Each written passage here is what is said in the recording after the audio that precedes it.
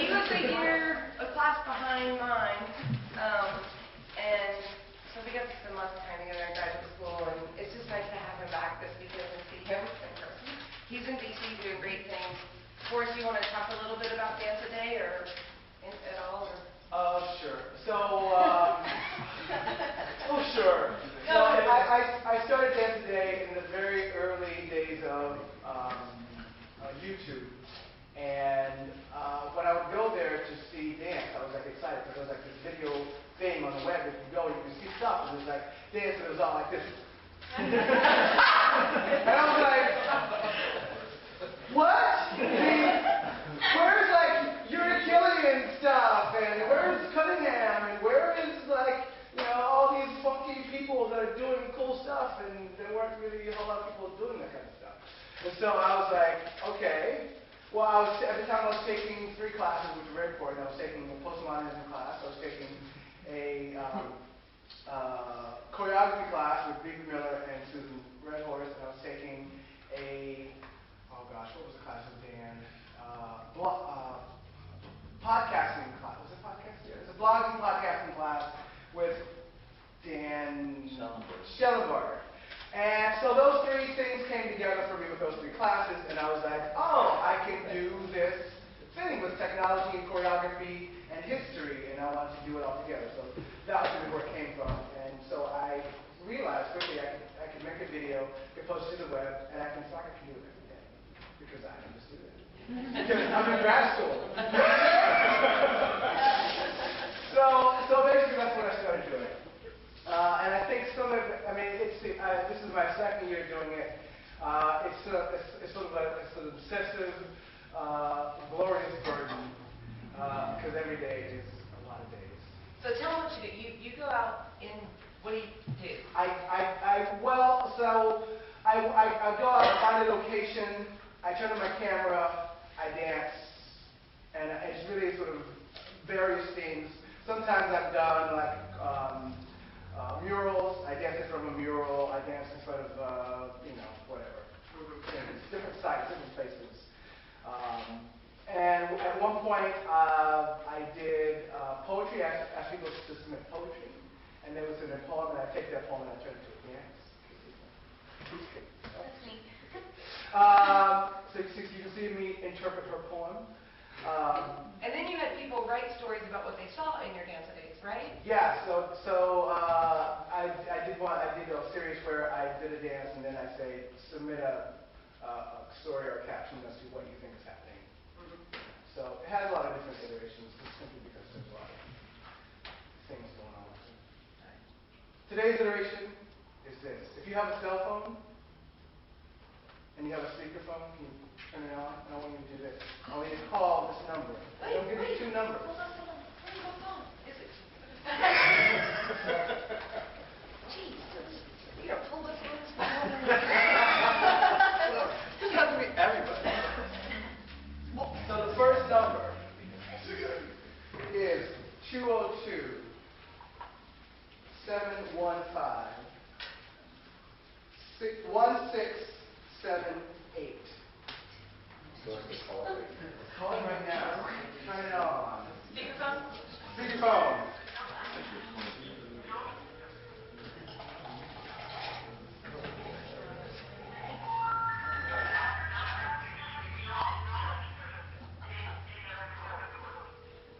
Second number. You have it right now. It's 202-225-6827. 202-225-6827.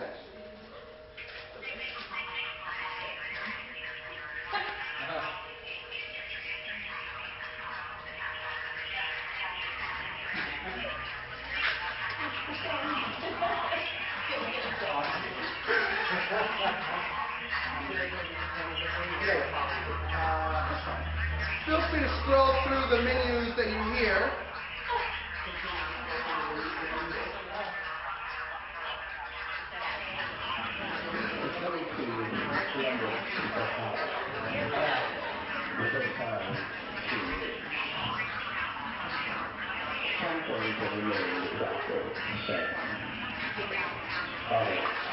the change, the mountain.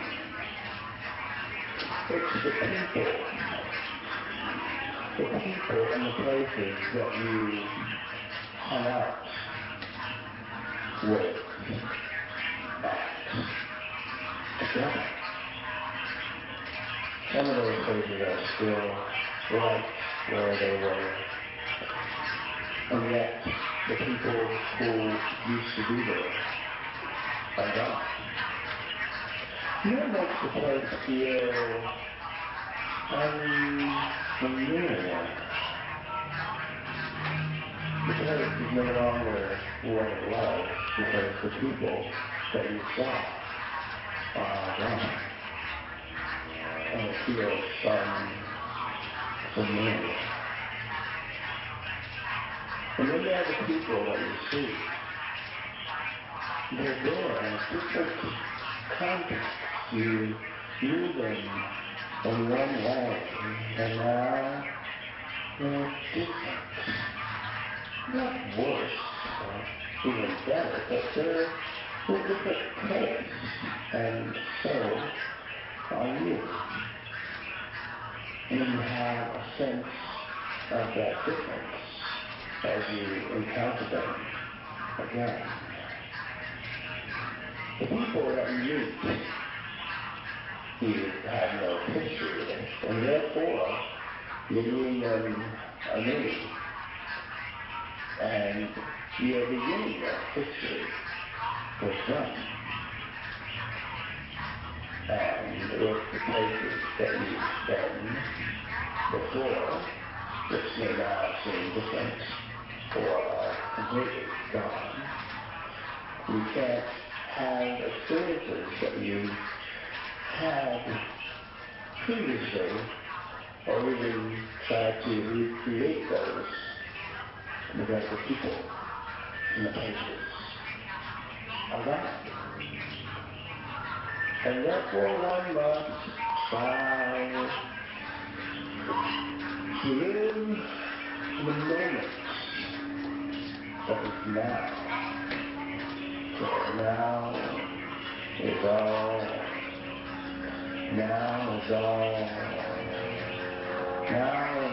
the sound of an airplane flying overhead, birds singing, trees, leaves fluttering on the ground, dogs rolling up the squirrels, cars driving here and fro, motorcyclists with no helmets, and a cigarette sticking out the front of their face. Bicycles cycling by, bicycles built for two. Kids dressed up as anime, manga, and video game characters populate an area. And they are quite fascinating. Columbus tradition of yelling at people like car windows, saying rude and impressive and strange things. That's definitely a Columbus thing. It's definitely a Columbus thing.